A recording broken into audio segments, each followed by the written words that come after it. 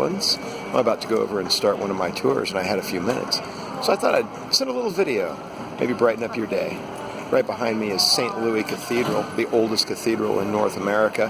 And between us and that cathedral is St. Anthony's Garden.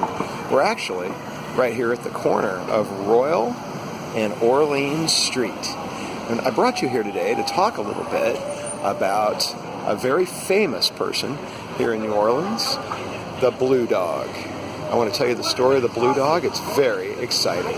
Now, when you're here in New Orleans and you're walking around in the daytime, a lot of times on the fences you'll see street artists. You can see some there behind me. They're selling their art. That's their job. It's what they do. They have a license. They pay taxes. Many of them make a very good living at it, and some of them are really quite good. One of those street artists was named George Rodriguez. You can see his name on that sign up there behind me, and he is famous for the Blue Dog. George Rodriguez was a landscape artist. He was very good. He painted beautiful landscapes, centered all around the Cajun area, the swamps of Louisiana. He had a little dog named Tiffany. Tiffany would lay down by his feet. She was his companion. She'd lay there while he painted. Well, as will happen with dogs, finally, Tiffany passed away. And a few years later, George decided he wanted to paint a portrait of Tiffany. But he wanted to imbue her with certain extra attributes. So he painted her in the likeness of the loup-garou. Loup-garou, in French, means werewolf. The loup-garou were Catholic werewolves. They came here with the Acadians. The Acadians lived in Nova Scotia, which is now in Canada. They were forced out in the early 1700s by the British and traveled down the Mississippi River and settled in southern Louisiana.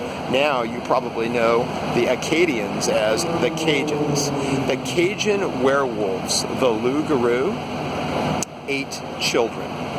They ate children who didn't keep their Lent rules. It's past Easter, so we're all pretty safe now, but you know there were plenty of mothers and fathers who said to their children, you better keep the rules, or the loup-garou are going to come and gobble you up.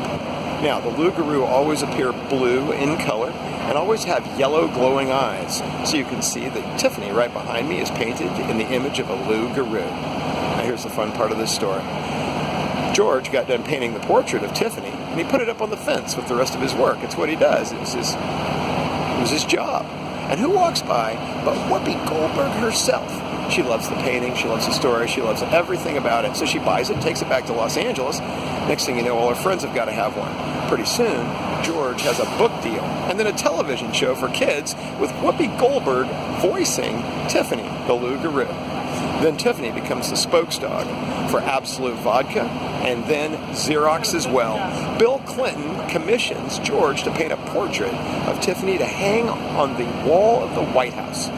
When George passed away in 2013, he had $22 million in the bank. It just goes to prove that any of those street artists you see with their work up over on the fence are just waiting for one wealthy patron to come along and change their whole worlds. Now you know the story of Tiffany, the loup-garou.